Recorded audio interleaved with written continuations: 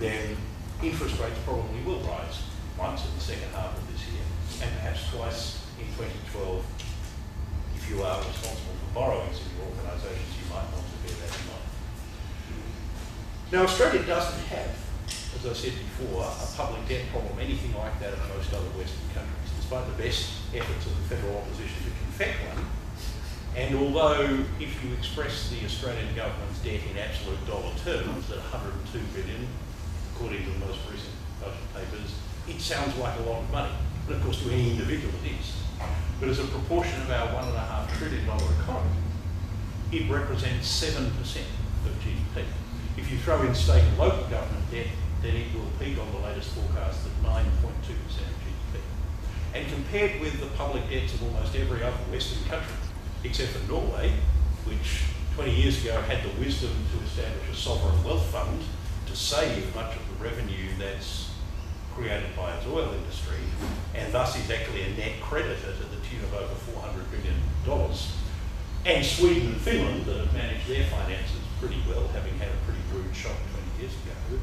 With the exception of those three, Australia's public debt figure is one that the finance ministers of every other Western country would give their right arm to be able to have. Given the difference in our circumstances from those of most other Western countries, it is right, in my view, that the government be seeking to return the budget to surplus and use subsequent surpluses to pay off the debt it's run up over the last 4 years.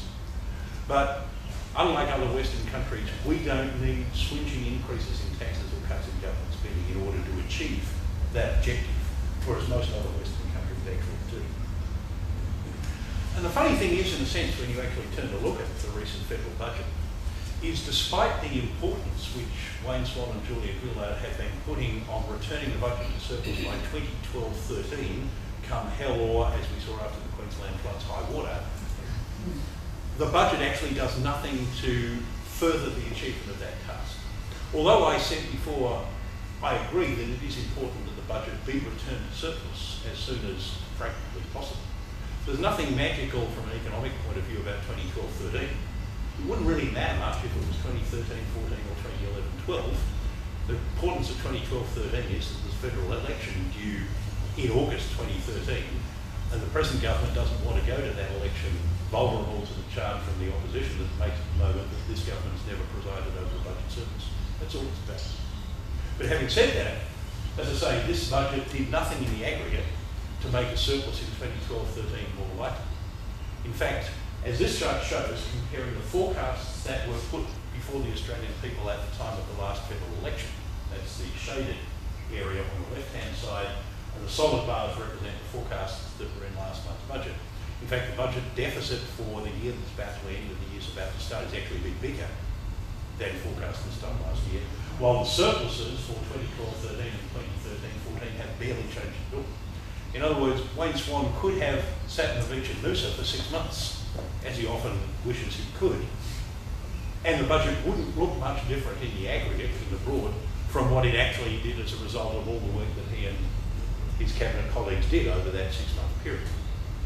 Almost all, in fact more than all, of the projected swing from a deficit of nearly $50 billion in the year that's about to end to a surplus of $3.5 billion in 2012-13, that Swan says is so important, comes from increases in the revenue side, particularly increases in personal income tax, company tax, and the new minerals resource rent tax. In fact, some of the revenue uplift from those three sources is offset by increases in government spending of the order of about $12 billion between those two financial years, giving you, as I said, a surplus of about $3.5 billion in 2012-13. Now, part of the problem the government faced in putting this budget together is that several important sources of revenue have turned out to be less buoyant than they assumed this time last year. These charts show successive estimates from the 2008-9 budget, the first one of Kevin Rudd's, through to the most recent budget, and 2010-11 MyEFO is the mid-year economic and fiscal outlook that was released in October last year. Successive estimates for each of the next 4 financial years of the major sources of government revenue. You can see, for example, the yellow bars, the change between the yellow and the green bars indicates the impact of the global financial crisis on revenues. And for example, the global financial crisis put an almighty hole in forecasts of company tax revenue, and not surprisingly, given that asset prices fell, capital gains tax revenue. The government thought that in framing the 2010-11 budget, those revenues would start to come back. But again, if you look at the comparison between the blue or grey bars and the orange one, forecasts of company tax revenue for this year, and to a lesser extent future years, have been revised down, and forecasts of capital gains tax revenues have been substantially revised down. That's partly because in April this year, the government got final figures of the 2008-9 financial year from the Australian Tax Office, which revealed that businesses and personal taxpayers had incurred much bigger losses on assets during the global financial crisis, which under the tax law they can then use to offset taxes on the recovery in their income that they're currently experiencing. Nothing the government can do about that, that's the tax law. And therefore they had to revise their estimate down. In the same way, because the share market and the property market have been much flatter than the government expected they would be this time last year, estimates of capital gains tax have had to be revised down. If you're not making capital gains, you don't pay capital gains tax. Another problem, although it actually turns out to be a state problem, not a federal one, is that the new frugalism, as the government and the Reserve Bank call it on the part of Australian consumers, the fact that we are now saving 11% of their incomes as opposed to spending 2% more than we earn, as we did for the first 5 years after the GST was introduced, means that the government's having to revise down its forecasts of GST revenues. Now that's not a problem for the federal government because it gives the GST to the states, but it is a problem for the state governments, as I'll show you when I come to talk about the Victorian budget. When you actually go through the budget papers, and I got into the budget lock-up this year, which meant I was in there from 12:30 until 7:30, so I actually had time to count them up individually, there were 541 different policy decisions in the budget. And I think that's a record number, at least for the 30 or so budgets that I've either worked on when I was a Treasury official or analysed since I've been an economist. And despite being critical of the overall shape of the budget, when you look at individual measures, I didn't find too much to be critical of. The government had what it described as a lot of saving measures, and while cutting government expenditure is never popular, since someone obviously benefits from that expenditure and doesn't like to lose that benefit, I thought most of the saving measures were quite appropriate. I have always been a supporter of tighter means testing of benefits paid to individuals. I don't see why someone on my income should get cash handouts from the government simply because I have children, which I do, or simply because I have private health insurance, which I do, or in 12 years' time because I'll turn 65. I'm, as my father said from the time I was 4 years old, big and ugly enough to look after myself and shouldn't need subsidies from people who earn a lot less than I do. So any tighter tax, any type of targeting of family tax benefits, private health insurance rebates, that sort of thing, will always get a tip from me. I thought it was about time that the Defence Department was expected to show the same efficiencies in government spending, although it's hard to think of defence and efficiency in the same sentence, unless you're trying to explain to a small child what antithesis means, that it's about time they were expected to achieve the same efficiencies that other public service. The supporter of rationalisation of the rules for fringe benefits tax on motor vehicles to end this crazy system where people go out driving for possibly thousands of kilometres in the last few weeks of June in order to get themselves into a more favourable FBT category.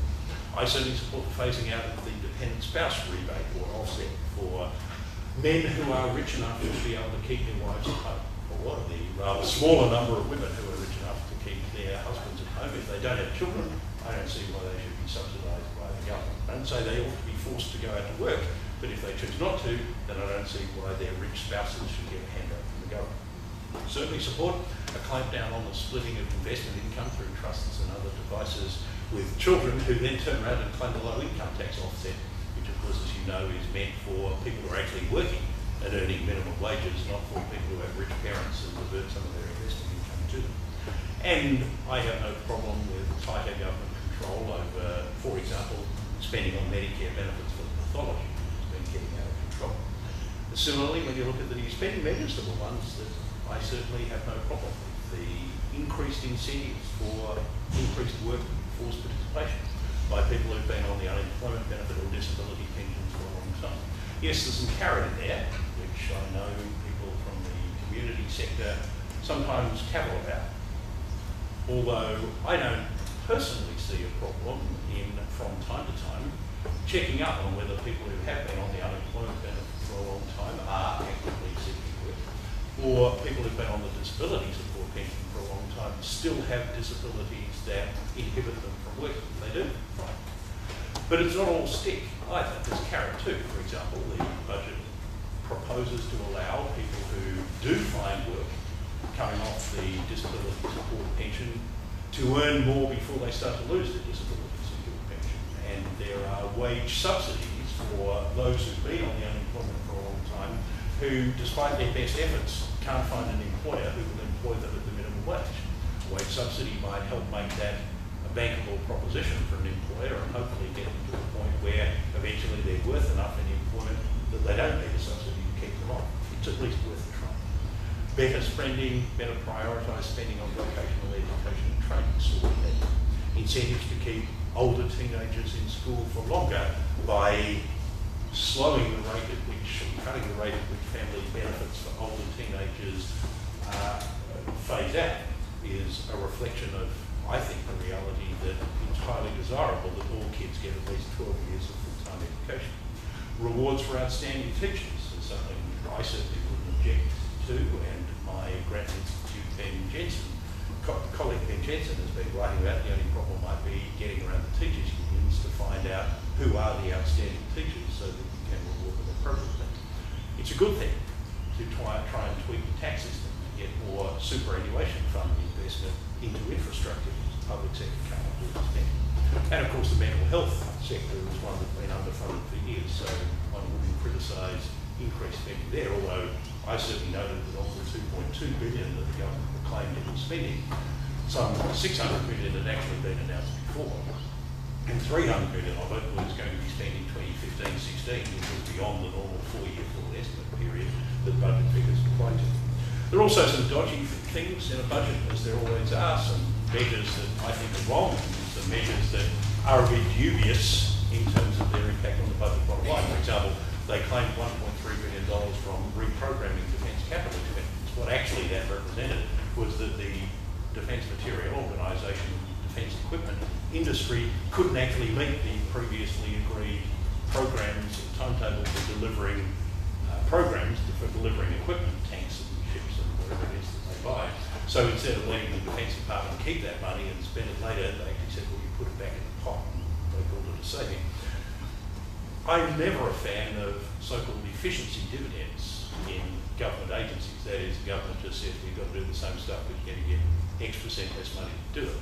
I think, and I say this on the basis of private sector experience as well, that this is a lazy way of trying to cut spending. What happens, and it happens in the private sector as well, with this is that the chief executive of an agency or a company calls in his direct reports and says, you guys got to cut the spending by 5%, or whatever the figure is. They call in their direct reports, say, you guys got to cut the spending by 5%. They call in their direct reports, and so on and so on, until the decision as to who gets fired is taken by the lowest level of management capable of taking it.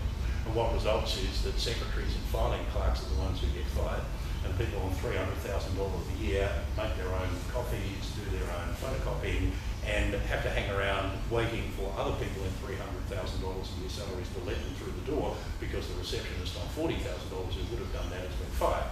I mean, that's what happens when you do these kind of things. Or agencies will implement it in ways that maximise the political embarrassment of the government in order for them to do it. Classic example, 3 years ago, the Stats Bureau was expected to find an efficiency dividend.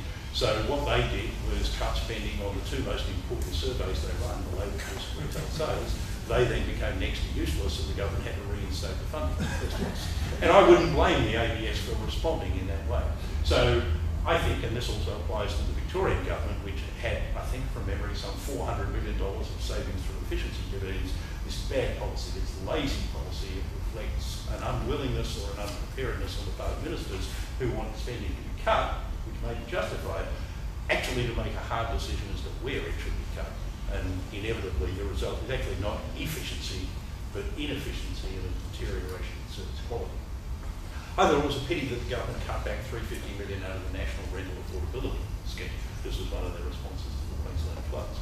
This is the only government scheme that actually increases the cost of housing, increases the supply of housing, of which we have a considerable shortage. If they wanted to make savings in the housing area, my view would be that they should abolish the first home owners grant, which over 45 years has done absolutely nothing to improve home ownership, but has actually only served to enrich vendors by being capitalised in the price of housing. That's why I often call these things second home vendor grants rather than first home owner grants, because that's where the money ends up. And I was not a fan of the temporary flood levy either, although I imagine here and elsewhere people think it's a good idea to impose higher taxes on higher income earners. In fact, that wasn't necessary to achieve a budget surplus in 2012-13, as Swan and Gillard said it was, because almost all the revenue that the tax will raise actually is collected in 2011-12, and the amount that will be collected in 2012-13 is only $300 million, which is a lot smaller than the surplus they're forecasting. In fact, what the flood levy actually pays for is the reprofiling of the low income tax offset from something you collect in your refund, if you're eligible for one, to something that results in you having less tax taken out of your pay packet week by week if you're a low income. I thought there were some dubious new spending measures as well. For example, $300 million for digital set-top boxes for pensioners, particularly when Harvey Norman says you can do that at half the price. Kind of reminds you of pink bats and some of those things that is solely designed to neutralise a potential electoral irritant of the 2013 election. I can think of a lot better things to spend $300 million on, including the National Rental Affordability Scheme. I thought the $5,000 write-off for small business purchases of motor vehicles was a waste of money, since small businesses already get a write-off of that amount for any kind of capital expenditure, and most of the vehicles they buy are probably made overseas, and thus it doesn't provide any stimulus to the Australian economy. Some of the $1.5 billion that was additional investment in regions is fair enough, but it's surprising when you look through the budget papers how much of those regions is New England and the north coast of New South Wales. And we know why the reason that those electorates are being prioritised now. There was at least $32 million for new awareness campaigns, which means more government advertising, and again, if the government's really in tight circumstances, don't see why that's necessary. And I say this partly for a laugh, there's a degree of truth in it. We've spent 100 years paying for Canberra, and we're now supposed to spend $68 million to celebrate that fact. Go figure. As I said at the beginning, policy decisions by the government actually made the budget deficit a bit worse for the year that's about to end and for the year that's about to commence. Although the bigger impact was that of floods and natural disasters or changes in economic assumptions, such as the one I mentioned about company tax and capital gains tax. If you look at the right-hand scale, which notice the scale is much smaller than the ones on the left-hand side, basically all the government did for 2012-13 and 2013-14 was to offset the impact of some of those changes in economic assumptions through their policy decisions. So as I say, I don't think the budget did anything to alleviate the upward pressure on interest rates associated with the mining boom. Nor, in my view, did the budget do anything to provide any reassurance that we won't make the same mistake that we've made in every previous mining boom, and that the Howard government was making in the lead up to the end of mining boom Mark 1, which is not saving enough of the revenue that comes to government through a boom like this for future generations, and in order to dampen demand and inflationary pressures in the economy. You see, what the budget papers say is that the present government will maintain the disciplines, such as they are on its budget, of diverting any unforeseen revenue windfalls to the bottom line and restraining growth in government spending to less than 2% per annum real, only until the budget surplus reaches 1% point of GDP, which on their forecast will be by 2016-17. After which, presumably they or whoever's in power at the time will feel perfectly free to give away in the form of tax cuts or untargeted middle class welfare any revenue that might otherwise have resulted in a budget surplus of more than 1% point of GDP. And I thought that was the mistake that the Howard government made in its last term of office and the Rudd government made in its first budget in 2008, before the financial crisis. Howard and Costello had an unofficial rule that said they wouldn't run a budget surplus of more than 1% point of GDP, particularly once they paid off they, as they called it, $93 billion of labour debt they'd inherited from Keating. They used to run budget surpluses, or they used to persuade the public that they needed to run budget surpluses in order to pay off that debt, because they demonised public debt as being, in all times and in all places, inherently evil.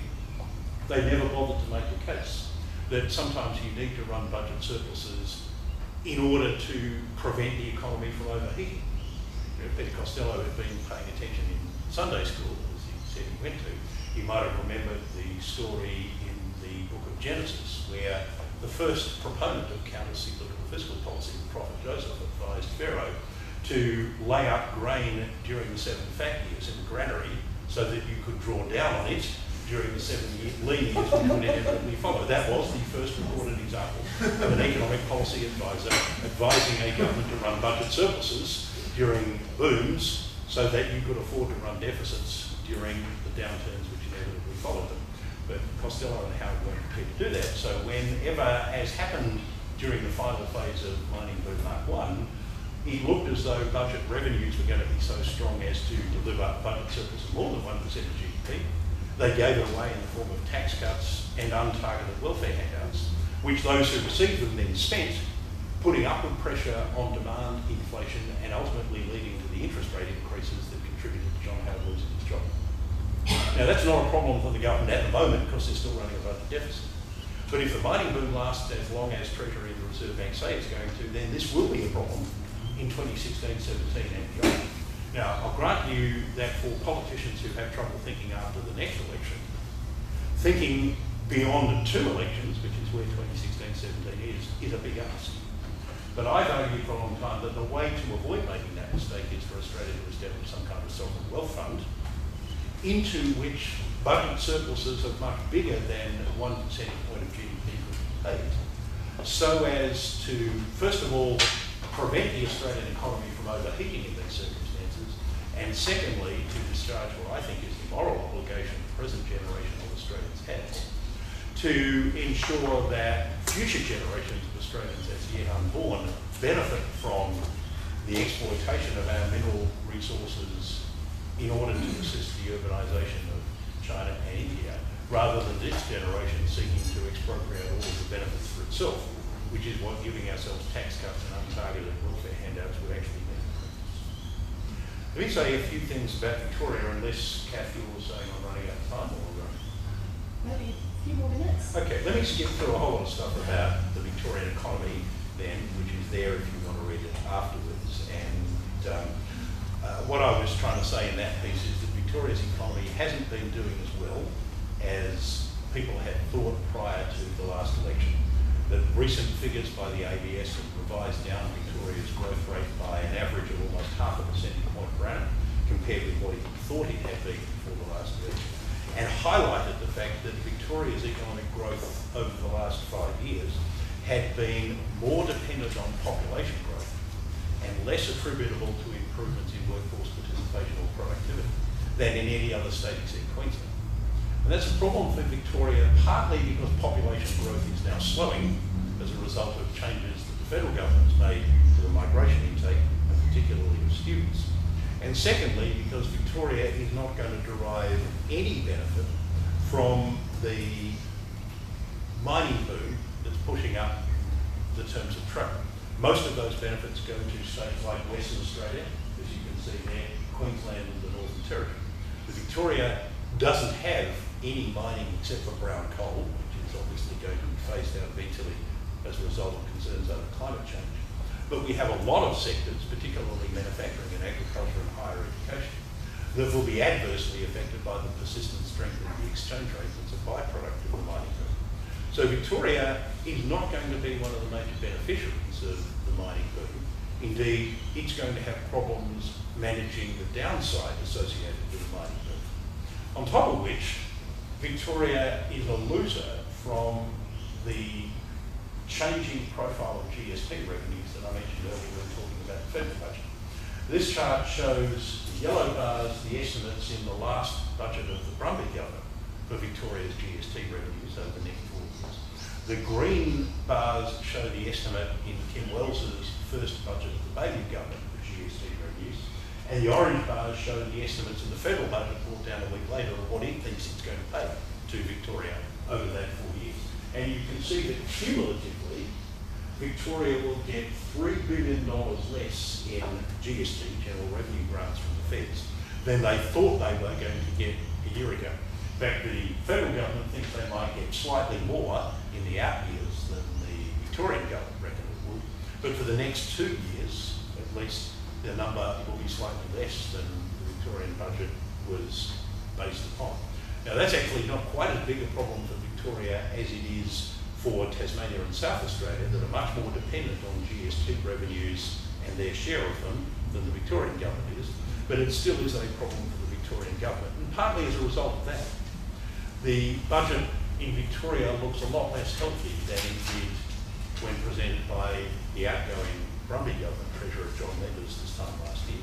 Although the government's still going to be running what they call operating surpluses, that is, recurrent revenue will exceed recurrent expenditures, the margins by which it will be a lot thinner than what they were previously thought to be. And when you throw in infrastructure and other forms of capital spending, which is the difference between the operating balance and so-called fiscal balance, then Victoria is going to be running much bigger fiscal deficits over the forward estimates period than the Brumby government had planned. And that in turn means that Victoria's net debt will be higher over the next 4 years than had been foreseen by the Brumby government in its last budget.